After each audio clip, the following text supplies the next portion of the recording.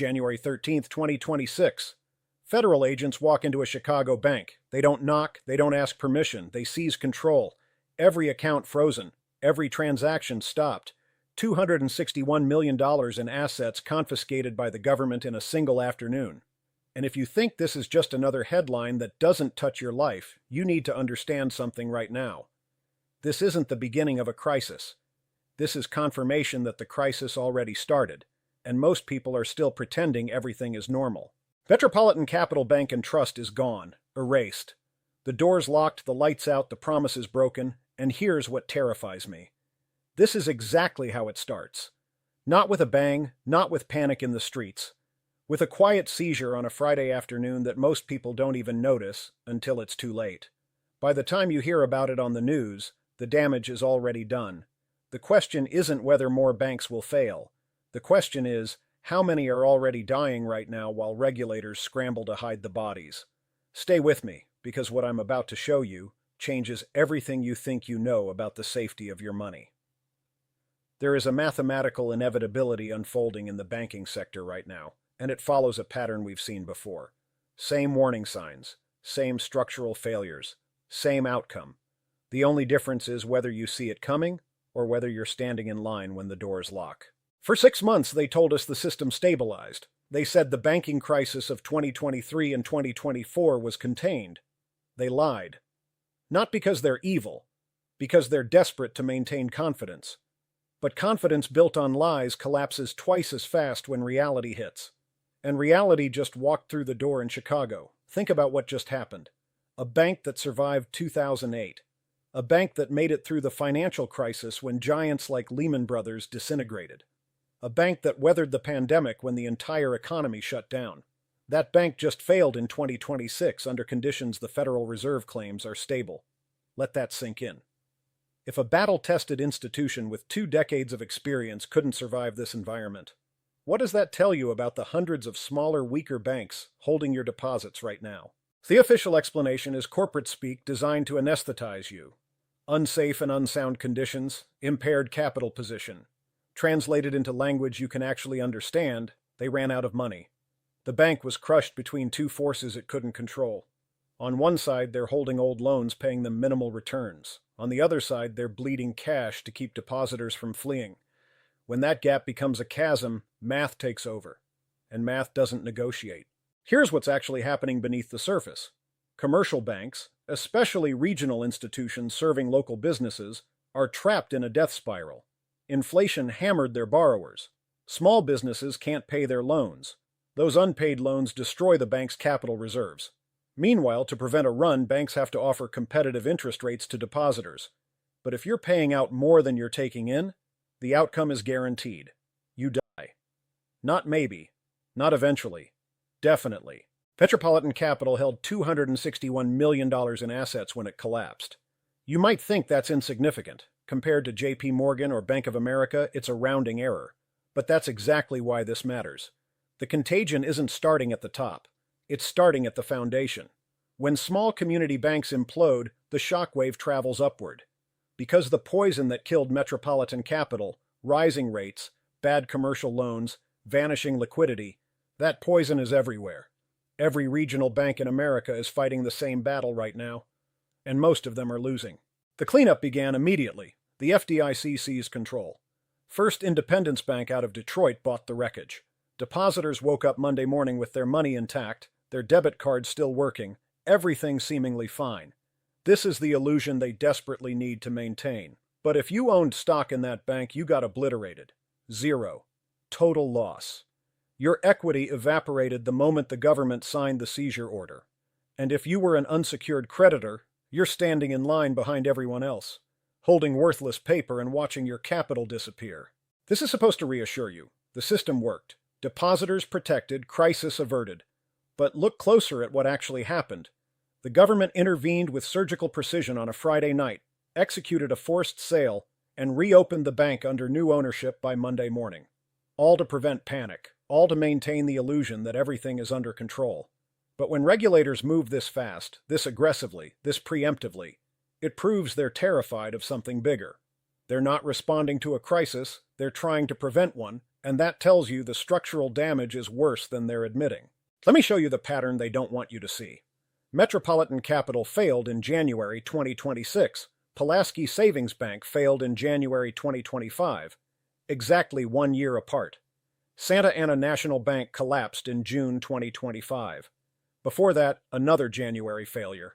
This isn't random, this is seasonal, and it's accelerating. The timing tells you something critical. Banks that limp through the year on fumes finally run out of oxygen when the calendar flips. The new year doesn't bring renewal, it brings a reckoning. And it's concentrated, multiple Illinois banks failing within months. You could dismiss this as a regional problem, Chicago's issue, Illinois' mess.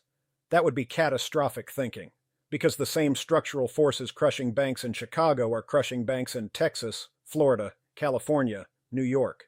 The infection is systemic. The geography just tells you where it surfaces first. The FDIC estimates this failure will cost the insurance fund $20.7 million. They'll tell you this doesn't cost taxpayers anything. Technically true. The insurance fund is financed by premiums paid by other banks. But follow the chain. When banks pay higher insurance premiums, they pass those costs to customers. Higher fees, lower savings rates, reduced lending.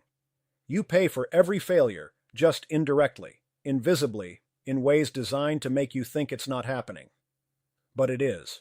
Every single time a bank collapses, the cost flows downstream to you. And here's what keeps me up at night.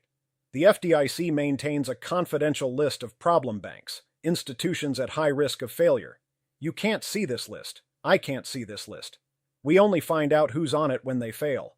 That list exists right now. Dozens of banks, maybe hundreds, teetering on the edge. And regulators are watching them, monitoring their capital ratios, their loan performance, their liquidity, waiting to see which one breaks next. You're not allowed to know if your bank is on that list until the moment they seize it. Think about the asymmetry of that information. The people managing the system know exactly which banks are dying. You don't. They can prepare. You can't. By the time you realize your bank is in trouble, it's already over. This is Russian roulette with your savings, and the people spinning the cylinder won't tell you which chamber has the bullet. The timing of this collapse sets a dark tone for 2026. Wall Street analysts are tearing apart every regional bank's financial statements right now, hunting for the same disease that killed Metropolitan Capital. And that disease has a name: commercial real estate, office buildings, shopping centers, properties financed with loans that made sense in 2020 but are disasters in 2026. Imagine a bank lends $10 million for an office tower. 3 years later, that tower is half empty. Remote work killed demand. The property value crashed to $6 million. The borrower walks away. The bank is left holding a dying asset worth less than the loan. Technically, they're insolvent. They just haven't admitted it publicly yet. This is the toxic waste buried in balance sheets across the country. And Metropolitan Capital's failure proves it's starting to detonate. The Federal Reserve kept interest rates elevated to fight inflation. This is the body count. These are the casualties of that war. And the war isn't over. Metropolitan Capital wasn't a rookie. They opened in 2005, survived the housing crash, survived the pandemic, 20 years of experience, but they couldn't survive the interest rate environment of 2026. Let me be very clear about what this means. If seasoned institutions with proven track records are failing now, under supposedly stable conditions, what happens when the real stress hits?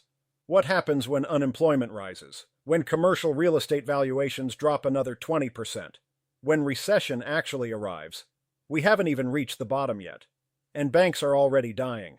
But the failure itself isn't the worst part. It's what happens after. When a bank like Metropolitan Capital fails, it stops lending immediately. Permanently. It creates a vacuum.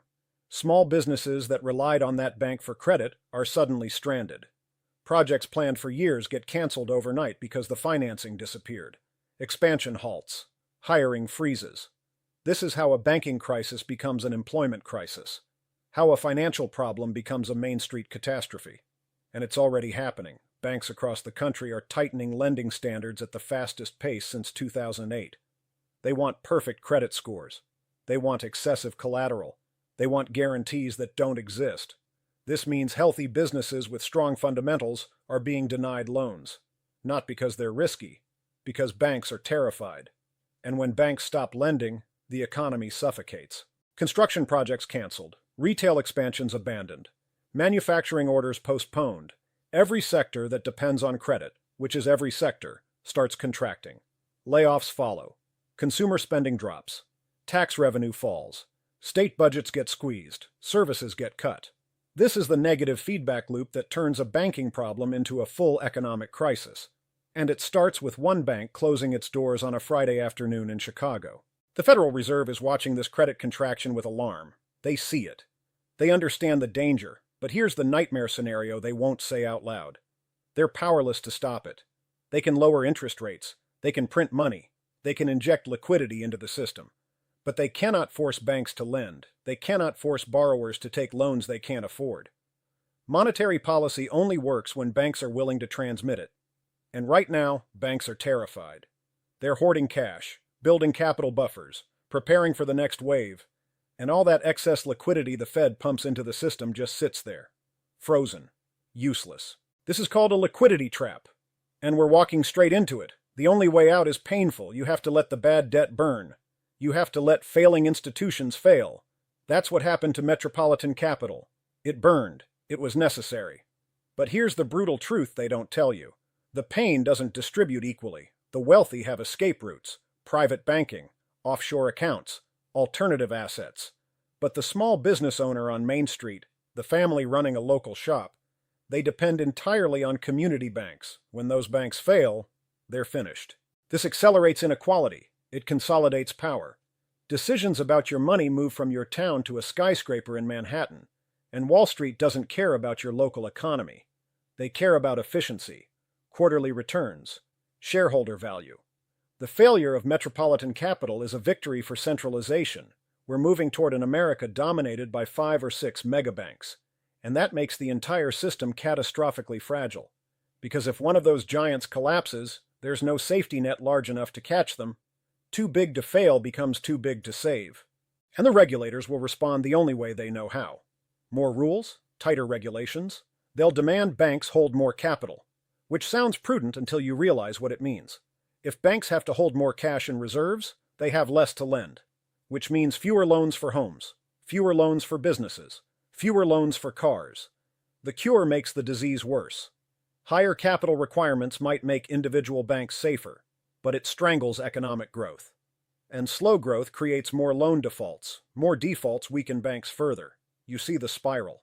The regulators were asleep while banks loaded up on bad commercial real estate loans. Now they're waking up in a panic and slamming on the brakes. And when you slam the brakes at highway speed, you cause a crash. Metropolitan Capital was the first collision. There's a massive pileup coming. If you want to see where the real danger is hiding, stop watching the stock market. Watch the bond market. That's where the smart money lives. And the smart money is screaming that danger is ahead. They're pricing in a wave of defaults that will make 2026 historic.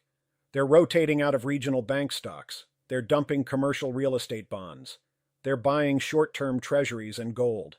This is a massive capital rotation happening beneath the surface, invisible to most people. You won't see it on CNBC. It's too technical, too boring. But money never lies. Right now, the money is scared. It sees the leverage. It sees the lack of liquidity. It sees asset prices disconnected from fundamentals. And it's voting with its feet, getting out before the next wave hits. For you, this is a moment for extreme caution. The goal right now isn't to maximize returns. The goal is to preserve what you have. Return of capital matters more than return on capital. Keep liquidity. Keep flexibility. The opportunity to buy distressed assets will come. But we're not there yet. Most people are still in denial. They think Metropolitan Capital was isolated. A one-off. Bad management. But in finance, there's never just one problem. If you see smoke, there's fire. And if one bank is burning, others are already smoldering. The banking system is interconnected. When one institution fails, pressure hits the entire network. And speed is the new killer. Bank runs used to mean lines of panicked people in the rain. That's history. A bank run in 2026 is invisible, silent, digital. Millions of smartphone clicks, billions of dollars moving in seconds. Metropolitan Capital didn't have crowds at the door. It bled out digitally, drained before regulators even realized what was happening. They're fighting a digital war with analog tools, and they're losing, which means you have to be your own risk manager. You can't rely on promises. A promise from a banker is only as good as their balance sheet. And right now, balance sheets across the sector are deteriorating. You need assets that don't depend on someone else's solvency. Physical assets, real value, things that exist independent of the financial system's stability. If the system freezes for a week, can you function? If your bank locks its doors on Friday and doesn't reopen Monday, do you have access to cash? If the answer is no, you're vulnerable. Metropolitan Capital broke its promise, closed forever.